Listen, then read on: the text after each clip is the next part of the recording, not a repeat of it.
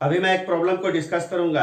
इस प्रॉब्लम को JEE main 2020 में पूछा गया है। देखिए क्वेश्चन आपका क्या है। A small ball of mass small m is thrown upward with velocity u from the ground। यानी देखिए ग्राउंड आपका कहाँ होगा? अर्थ के सरफेस पर। तो ये मान के चलिए ये हमारा आपका अर्थ का सरफेस है, ये हमारा अर्थ का सरफेस है और अर्थ के सरफेस पर ही आपका क्या होगा? ग्राउंड होगा। देखिए इसी ग्राउंड से एक स्मॉल बॉल को अपवार्ड डायरेक्शन में आपका प्रोजेक्ट किया जा रहा है यू वेलोसिटी से। तो देखिए क्या है कि ग्राउंड के जिस पॉइंट से स्मॉल बॉल को अपवार्ड डायरेक्शन में प्रोजेक्ट आपका किया जा रहा है उसी पॉइंट को हम लोग ओरिजिन मान लेते हैं और ओरिजिन का कोऑर्डिनेट्स आपका क्या होगा? 0 0 होगा। अब देखिए क्या है कि ग्राउंड से जिस टाइम पर इस स्मॉल बॉल को प्रोजेक्ट आपका किया जा रहा है उस टाइम को हम लोग एट t = 0 कहते हैं। और यहां पे देखिए क्या है कि जो वर्टिकली अपवर्ड डायरेक्शन है हमारा, इसी डायरेक्शन को हम लोग positive direction of y axis हम लोग ले लेते हैं यहां पर। अब देखिए क्या है, जैसे ही बॉल को आप अपवर्ड डायरेक्शन में आप प्रोजेक्ट कीजिएगा तो बॉल आपका हम लोग ये मान लेते हैं कि किसी टाइम t पर बॉल आपका किसी टाइम t यानी एट टाइम t = t पर बॉल आपका ग्राउंड से आपका y हाइट पर है आपका, यानी एट टाइम t पर स्मॉल बॉल आपका ग्राउंड से y हाइट पर है। तो यहां पर हम लोग बॉल का वेलोसिटी हम लोग v मान लेते हैं और इस पॉइंट का यानी एट टाइम t पर बॉल का x कोऑर्डिनेट क्या हो जाएगा? 0 हो जाएगा और y कोऑर्डिनेट आपका क्या हो जाएगा? y। अब देखिए यहां पर प्रॉब्लम में देखिए और आपका देखिए एडिशनल क्या इंफॉर्मेशन दिया हुआ है कि the ball experiences a resistive force m/v²। Ball के ऊपर एक रेसिस्टिव फोर्स आपका एक्ट कर रहा है आपका m/v²। तो यहां पर m आपका देखिए क्या है? m आपका mass of the small ball है, k आपका एक कांस्टेंट है और यहां पर आप ये समझिए कि k हमारा आपका क्या है? एक आपका पॉजिटिव कांस्टेंट है। और उसके बाद देखिए क्या है कि यहां पर v², v के बारे में कहा गया है v इज द स्पीड, यानी जिस समय पार्टिकल का स्पीड आपका v है उस समय जिस समय बॉल का स्पीड आपका v है उस समय उस बॉल के ऊपर रेसिस्टिव फोर्स m/v² आपका एक्ट कर रहा है। इसका मतलब रेसिस्टिव फोर्स यहां पर कांस्टेंट नहीं है, ये रेसिस्टिव फोर्स जो है स्पीड पर आपका डिपेंड कर रहा है, यानी स्पीड के चेंज करने से रेसिस्टिव फोर्स भी आपका यहां पर आपका क्या है? आपका चेंज आपका करेगा। अब देखिए रेसिस्टिव फोर्स यहां पर स्मॉल बॉल के ऊपर जो लगेगा वो किसके कारण लगेगा? वो एयर के कारण लगेगा और एयर के कारण इस स्मॉल बॉल के ऊपर रेसिस्टिव फोर्स आपका किधर एक्ट करेगा? आपका यानी वर्टिकली डाउनवर्ड डायरेक्शन में m/v²। देखिए इस स्मॉल बॉल के ऊपर एक दूसरा फोर्स भी आपका एक्ट करेगा, वो है आपका अर्थ के कारण ग्रेविटेशनल फोर्स, और ग्रेविटेशनल फोर्स भी आपका डाउनवर्ड डायरेक्शन में ही आपका एक्ट करेगा आपका mg। यानी कहने का मतलब यहां पर डाउनवर्ड डायरेक्शन में नेट फोर्स आपका क्या होगी? आपका m/v² + mg होगी आपका।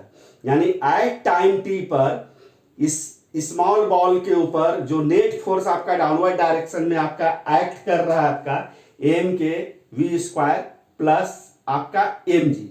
अब देखिए क्या है कि चूंकि बॉल आपका जा ऊपर की तरफ रहा है और इसके ऊपर नेट फोर्स जो एक्ट कर रहा है ये डाउनवर्ड डायरेक्शन में, तो इस नेट फोर्स के कारण क्या होगा कि बॉल का स्पीड आपका डिक्रीज करेगा और एक ऐसा टाइम आएगा जहां पर कि बॉल का स्पीड आपका 0 हो जाएगा। यानी बॉल का स्पीड यानी कहने का मतलब आप ऐसा समझिए कि बॉल का वेलोसिटी आपका 0 हो जाएगा और जिस समय बॉल का वेलोसिटी आपका 0 होगा तो उस पॉइंट का अर्थ के सरफेस से जो हाइट होगा वही आपका क्या हो जाएगा? ये आपका यही आपका मैक्सिमम हाइट हो जाएगा। यानी यहां पर h जो है कैपिटल H यही हमारा आपका क्या है? आपका मैक्सिमम हाइट है आपका। अब देखिए क्या मैक्सिमम हाइट पर वेलोसिटी आपका 0 हो गया है तो मैक्सिमम हाइट पर इस बॉल के ऊपर कोई भी आपका रेसिस्टिव फोर्स नहीं लगेगा, क्योंकि रेसिस्टिव फोर्स वेलोसिटी पे डिपेंड करता है। मैक्सिमम हाइट पर वेलोसिटी आपका जीरो, इसलिए रेसिस्टिव फोर्स आपका जीरो हो जाएगा। लेकिन ग्रेविटेशनल फोर्स वहां पर भी आपका एक्ट करेगा, किस डायरेक्शन में? आपका डाउनवर्ड डायरेक्शन में। और जिस पॉइंट पर वेलोसिटी आपका जीरो हो रहा है, यही पॉइंट आपका क्या हो जाएगा? आपका हाईएस्ट पॉइंट आपका हो जाएगा। अब देखिए, इस प्रॉब्लम में हम लोगों को कैलकुलेट करना है the maximum height attend by the ball, यानी हम लोगों को इस प्रॉब्लम में एज को कैलकुलेट करना है, मैक्सिमम हाइट। तो देखिए, इस प्रॉब्लम को सॉल्व करने के लिए हम लोग क्या करते हैं कि यहां पर देखिए, तो एट टाइम टी पर इसमें एक चीज और ये देखिए, हाईएस्ट पॉइंट पर बॉल का एक्स कोऑर्डिनेट क्या होगा? जीरो, और वाई कोऑर्डिनेट आपका क्या हो जाएगा? कैपिटल एच हो जाएगा। अब देखिए, एट टाइम टी पर इस स्मॉल बॉल का वाई कोऑर्डिनेट आपका क्या है? आपका वाई है। तो वाई कोऑर्डिनेट को अगर टाइम के रिस्पेक्ट में अगर डिफरेंशिएट अगर कर दिया जाए, तो एट टाइम टी पर बॉल का हम लोगों को क्या मिल जाएगा? वेलोसिटी v मिल जाएगा आपका। और हम लोगों को मालूम है कि वेलोसिटी को अगर टाइम के रिस्पेक्ट में अगर डिफरेंशिएट किया जाए, तो एट टाइम टी पर हम लोगों को स्मॉल बॉल का एक्सेलरेशन आपका मिल जाएगा। अब देखिए क्या है कि हम लोग यहां पर न्यूटन के सेकेंड लॉ को यूज करते हैं। न्यूटन का सेकेंड लॉ क्या कहता है? Net force equal to mass times आपका क्या हो जाएगा? एक्सेलरेशन। तो चूंकि देखिए, पॉजिटिव वाई एक्सिस को किधर लिया गया है? अपवर्ड डायरेक्शन में लिया गया है। तो अपवर्ड डायरेक्शन में जो भी फोर्स आपका होगा उसको हम लोग प्लस लेंगे, और उसके अपोजिट जो फोर्स होगा उसको यहां पर माइनस ले लेंगे। तो चूंकि यहां पर देखिए क्या है कि m k v square and m g दोनों का दोनों जो एक्ट कर रहा है आपका वाई एक्सिस के अपोजिट डायरेक्शन में, यानी दैट इज डाउनवर्ड डायरेक्शन में, इसलिए यहां पर इस दोनों फोर्स को क्या लेना होगा? आपका माइनस लेना होगा। और फोर्स इक्वल टू क्या होता है? आपका मास टाइम्स एक्सेलरेशन। और एट टाइम टी पर एक्सेलरेशन आपका देखिए क्या है? डीवी बाय आपका क्या हो जाएगा? dt।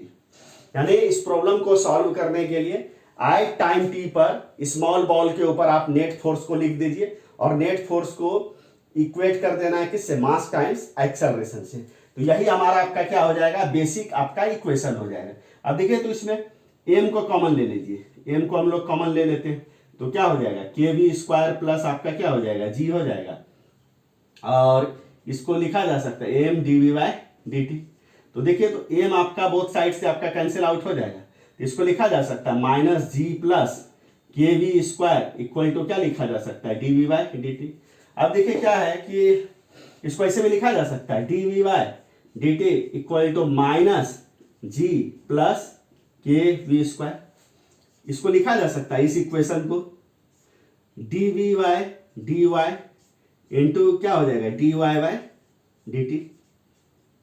देखिए इस इक्वेशन को, ये आपका क्या हो गया? माइनस जी प्लस आपका क्या हो गया? के v square.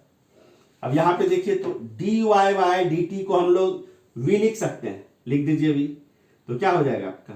dv by dy, ये मल्टीप्लाइड बाय आपका क्या हो जाएगा? v equal to minus g plus आपका क्या हो जाएगा? के वी स्क्वायर हो जाएगा। अब देखिए, इसको ऐसे लिखा जा सकता है v dv by dy equal to क्या हो जाएगा? Minus g plus k v square हो जाएगा। अब देखिए, हम लोग क्या करते हैं? dy को हम लोग लेफ्ट हैंड dy को हम लोग राइट हैंड साइड में ट्रांसफर कर देते हैं, और minus g plus k v square को हम लोग लेफ्ट हैंड साइड में हम लोग ट्रांसफर कर देते हैं। तो इसको देखिए, इसको ट्रांसफर करिएगा तो क्या हो जाएगा? v dv डिवाइडेड बाय आपका क्या हो जाएगा? माइनस जी प्लस आपका क्या हो जाएगा? के वी स्क्वायर हो जाएगा, इज इक्वल टू आपका क्या हो जाएगा? आपका ये आपका dy हो जाएगा। अब देखिए, तो इस इक्वेशन को ऐसे लिखा जा सकता है, यहां पर देखिए, तो minus v dv divided by आपका क्या हो जाएगा? g plus k v square हो जाएगा, इक्वल टू आपका क्या हो गया? dy हो गया। अब देखिए, इसी इक्वेशन को हम लोग क्या करते हैं ना कि बोथ साइड्स हम लोग इंटीग्रेट कर देते हैं। इस इक्वेशन को जैसे हम लोग बोथ साइड्स इंटीग्रेट करेंगे तो क्या हो जाएगा? Minus v dv divided by g plus k v square equal to क्या हो जाएगा? dy हो जाएगा। माइनस साइन को भी देखिए, माइनस साइन को यहां से बाहर निकाल लीजिए। तो माइनस साइन को अगर बाहर अगर निकाल दिया जाए तो क्या हो जाएगा? Minus v d v divided by आपका क्या हो जाएगा g plus k v square हो जाएगा इक्वल टू क्या हो जाएगा आपका डी वाई हो जाएगा। अब देखिए ये जो हमारा इक्वेशन हुआ, इस इक्वेशन में अगर देखा जाए तो लेफ्ट हैंड साइड में हमारा आपका वेरिएबल ऑफ इंटीग्रेशन आपका क्या है स्मॉल वी है, और राइट हैंड साइड में वेरिएबल ऑफ इंटीग्रेशन आपका क्या है स्मॉल वाई है। तो देखिए तो जिस समय y का वैल्यू आपका 0 है, यानी जिस समय y कोऑर्डिनेट आपका 0 है उस समय v आपका कितना है आपका u है, और जब जिस समय देखिए y कोऑर्डिनेट का वैल्यू आपका h हो गया तो v का वैल्यू आपका क्या हो गया आपका वेलोसिटी आपका 0 हो गया। तो बेसिकली देखिए इसी इक्वेशन को अगर हम लोग अगर सॉल्व कर लें तो हम लोगों को फाइनल आंसर हम लोगों को मिल जाएगा। अब देखिए इस इक्वेशन को सॉल्व करने के लिए हम लोग देखिए यहाँ पे क्या करते हैं कि यही हमारा देखिए मेन इक्वेशन हो गया आपका।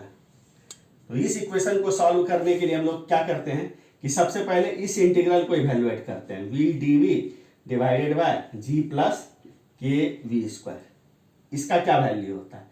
तो इसके लिए हम लोग क्या करते हैं ना जी प्लस के वी स्क्वायर, इसको हम लोग एक्स मान लेते हैं स्मॉल एक्स। अब इस इक्वेशन को बोथ साइड्स हम लोग डिफरेंशिएट कर देते हैं स्मॉल एक्स के रिस्पेक्ट में, या आपकी अगर इच्छा है तो इसको स्मॉल वी के रिस्पेक्ट में भी आप बोथ साइड्स आप डिफरेंशिएट कर सकते हैं।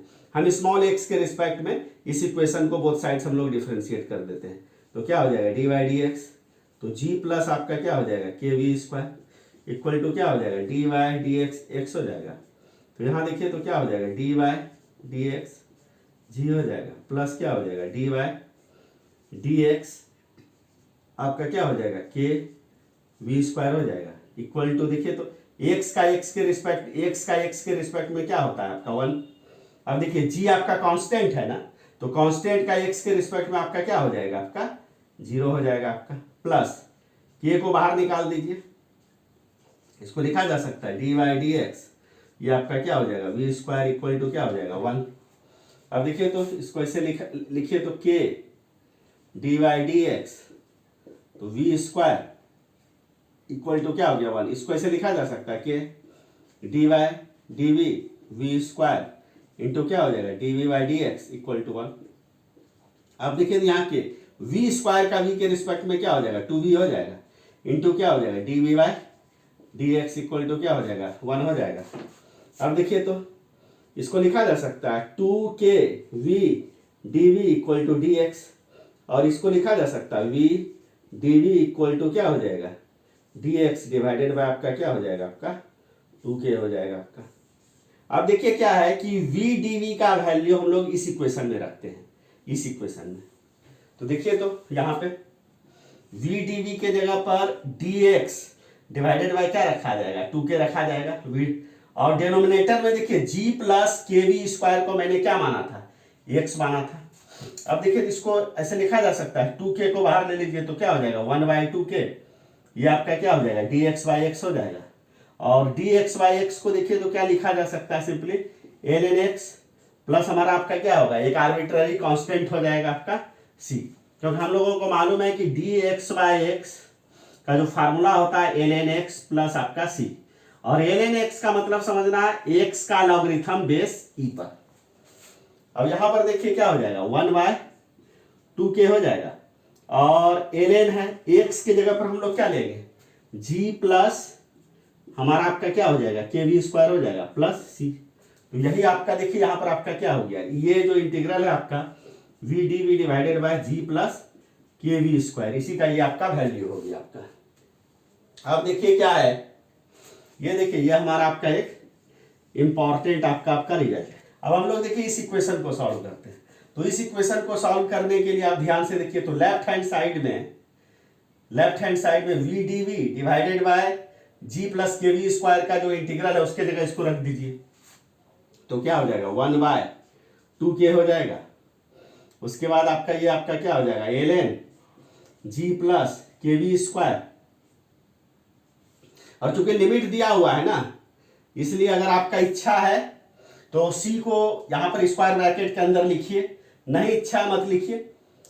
चूंकि लिमिट दिया हुआ है इसलिए c को लिखने या ना लिखने से फाइनल रिजल्ट पर कोई आपका इसका इफेक्ट आपका नहीं पड़ता है, यानी जब लिमिट दिया हुआ रहे तो उस कंडीशन में c आपका ऑप्शनल होता है। देखिए लोअर लिमिट को कहां रखा जाएगा बॉटम, अपर लिमिट को कहाँ रखा जाएगा, टॉप में। उसी ढंग से देखिए तो यहाँ पे इसका dy का देखिए तो dy का इंटीग्रेशन आपका क्या हो जाएगा, सिंपली आपका y हो जाएगा।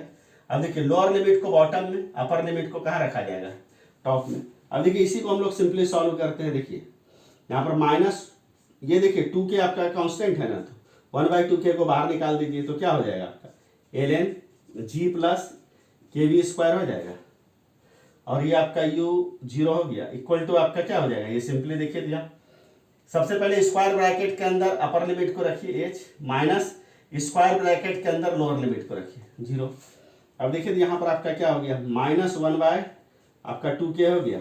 अब सबसे पहले देखिए तो ln g, अब देखिए स्क्वायर ब्रैकेट के अंदर जहां जहां v है वहां पर v के जगह पर अपर लिमिट यानी 0 को रख दीजिए, g प्लस k इंटू क्या हो जाएगा 0 का स्क्वायर, माइनस कर दीजिए ln, ये आपका क्या हो जाएगा ln, उसके स्क्वायर ब्रैकेट के अंदर जहां पर v है उसको u रख दीजिए, तो g प्लस आपका क्या हो जाएगा k u स्क्वायर हो जाएगा ये, और ये h माइनस 0 सिंपली आपका क्या हो जाएगा, ये आपका h हो जाएगा।